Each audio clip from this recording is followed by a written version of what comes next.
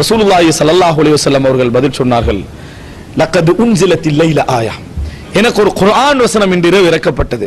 வைலுன் லிமன் கரஅஹா வலம் யதஃபக்கர் ஃபீஹா, இதை யாரெல்லாம் ஓதி சிந்திக்கவில்லையோ அவருக்கு கேடு உண்டாகட்டும் என்று ரசூலுல்லாஹி ஸல்லல்லாஹு அலைஹி வஸல்லம் சொன்னார்கள்.